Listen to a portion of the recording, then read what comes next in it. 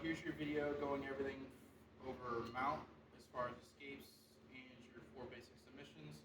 And I'm going to throw a few in here for the adults as well, although there is a lot of crossover. I'm teaching most of the same thing for the adults and the kids. So first thing we're going to go over is the mount escapes, and then we'll go over into the submissions for mount. So Danielle here is going to be wonderful and put me in mount.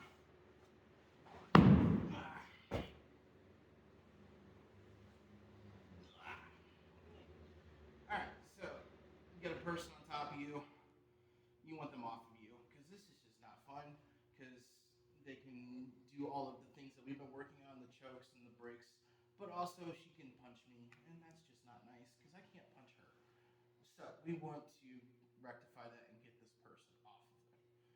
So the first thing you got to remember when you are on bottom and mount is to not do what I'm currently doing with my legs.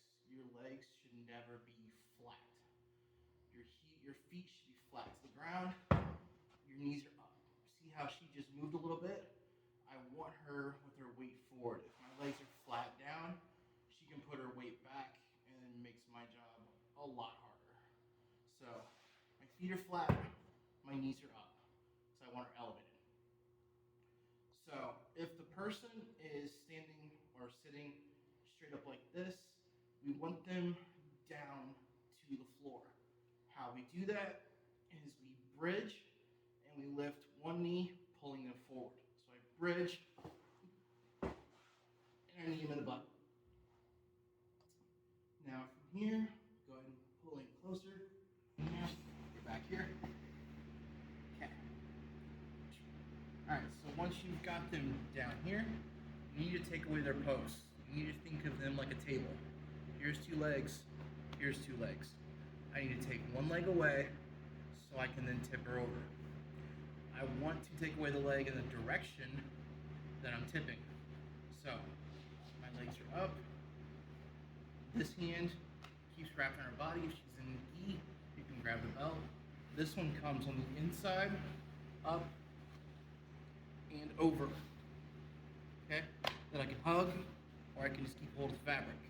Then I'm going to bridge, bring my hips up, and roll in the direction that I've taken her arm away. And I land up on top. Okay? Alright, option 2. If they've formed an attachment to me, like they've grabbed my jacket, or they've grabbed my shirt, or even if they've grabbed my arms, all these things are very useful. I'm going to do a very similar thing, only this time I don't have to worry about trapping one of her arms up and over. I'm going to reach in the inside. I'm going to pull her elbow close to me. See how this starts to get her to tip? I'm going to do the exact same thing. I bridge, and I roll. Just like that. Those are your 2 escapes from mount. Now we're going to go over the 4 submissions. Alright, so we're going to go over the 4 submissions from mount. Typically, yes, both your knees would be on the floor. I'm being nice to Danielle and not completely smashing her because I am heavy. I'm aware. So your first submission is your Americana. So if Danielle is doing what she's supposed to be doing, which is she should be defending, have your hands up here in some way so I don't smash her or punch her in the face or whatever. I want to pick a hand, and I'm going to put both of my hands on top of that arm. So we're going to go to this arm. So I take both my hands, make my C grip, put both my hands on her arm, and I fall forward. Once her arm is on the ground, my hand that's close to her wrist stays there. My other hand comes underneath her elbow through this little hole, elbow to the ground, and I grab my own wrist. Okay? So I should have this figure 4 kind of lock. One hand on the wrist, one hand on my wrist, my elbow on the floor. Okay? Once I get this grip, I pull her elbow in close to her. If you have inflexible shoulders, that can be enough. We're gonna pretend she's flexible and I can get her elbow towards her ribs. Once I get that kind of cinched in, I'm gonna take her hand that's on the floor and I'm gonna pull it behind me like towards my foot, or what's also called painting the floor, just like a paintbrush. So it's here, I push, just like that. Notice how I'm not pushing her elbow towards my face or her face. If I push her elbow in, that takes the pressure off of her shoulder. So you get your figure four, you keep her elbow tight to her body, and I pull her hand back towards my foot. That's your Americana. Now we're gonna go for the Kimura. The Kimura, the setup works off of going for Americana, which fails. So then we adapt. We go for a Kimura. So if I'm here before I'm able to get my lock in, before I'm able to get my hands set, she rips her arm out, grabs my foot, grabs her pants, all those things, because she doesn't want me to get a hold of this. So what we're gonna do is we're gonna work our way around it just a little bit. I'm gonna isolate this arm here, but first I wanna focus on this one so she can't defend with it. Okay, I'm gonna pull this one flat. I shift up and I put my leg on top of this arm. Now she can't do anything with this arm. Now, if my knee was flat to the floor, like it should be, but again, I'm being nice because I'm trying to keep my weight off, I'm gonna shove my knee right into her armpit, okay? I do this because I wanna use my legs to pick her up, okay? But again, I'm being nice. I'm gonna use my hands because I can muscle her up. Once I'm here and I've isolated this arm, I pull her to where she's on her side. Here. She's gotta be flush to her side. And then once she's on her side, I pinch her with my legs because I don't want her to fall back down. Okay, if she falls back down, I lose my lock. Because again, I'm trying to isolate this shoulder. Once I've got this shoulder isolated, and I've got her on her side, I can reestablish my grip on her wrist. I come in, around the elbow, through this hole, grab my own wrist again. Okay? So here's your figure four lock again, or your Kimura. I'm gonna take her fingers, and I push them, and I just rotate. There. Doesn't take a lot. And again, I don't want her arm straight, because that's gonna miss that lock. Her arm needs to be at a 90-degree angle, at least. Okay? And again, I'm not pushing her arm this way, I'm twisting, and I'm rotating. Okay? So there's your Kimura.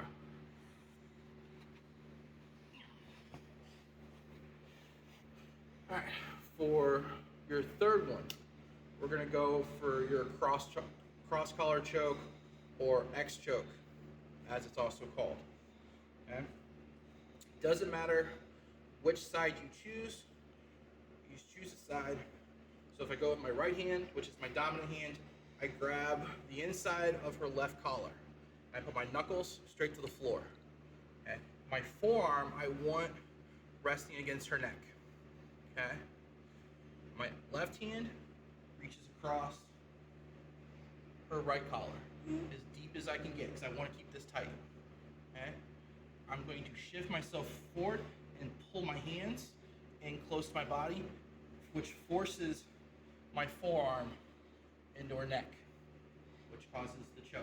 So I'm here, I pull, push, and there's my choke. Okay?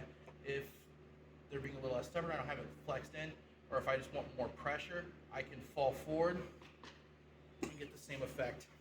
It gets a little more intense. Okay?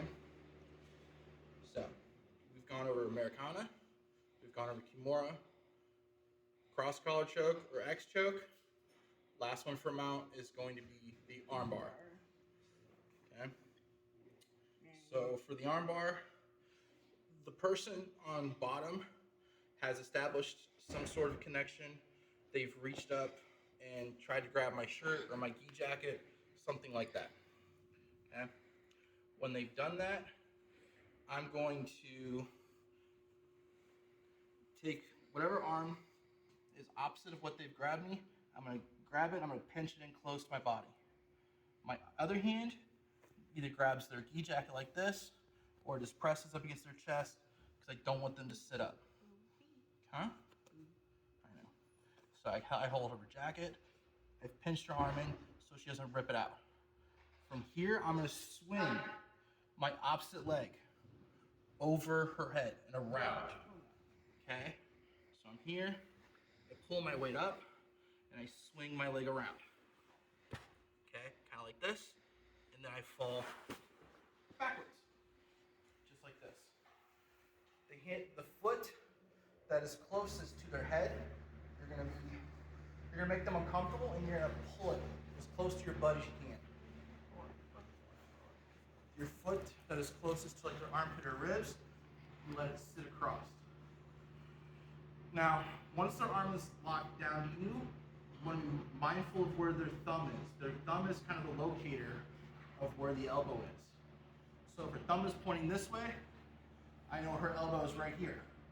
So I would need to pull this way. Ideally, I want her thumb pointing towards the ceiling. If your thumb's pointing towards the ceiling, her elbow is resting across my hips. Okay? I keep everything cinched down here. I pinch my knees together to isolate the arm. I pull her hand to my stomach to create tension. Right now she's uncomfortable, but she's not, the lock isn't in. Once I've got the tension on the hand, I slowly lift my hips. That's what causes the break. Okay? So, there is the 4 basic submissions is from Mount for the kids. Here's the one for the adults. So this one's another choke. This one's called an Ezekiel choke. Think of it almost as a reverse rear naked. So if I'm in Mount, I let myself fall forward, smother my opponent. I take whatever hand I want and I snake it under their head, lifting it up. I kind of grab in other side of my bicep, other side of my arm. Now, for big shoulder guys like me, where this gets difficult, is keeping this connection so she doesn't yank her head out or anything. I take this hand and I feed it up.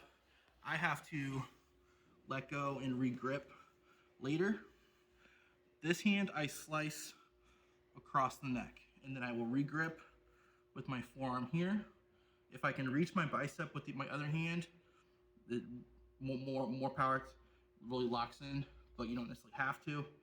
Once I'm here and I've got everything locked in, I'm going to squeeze with my bottom hand, and I'm going to push with my top hand, which pushes in the choke for there. So, and there is your Ezekiel choke. So I'm out. Hope that helps you guys.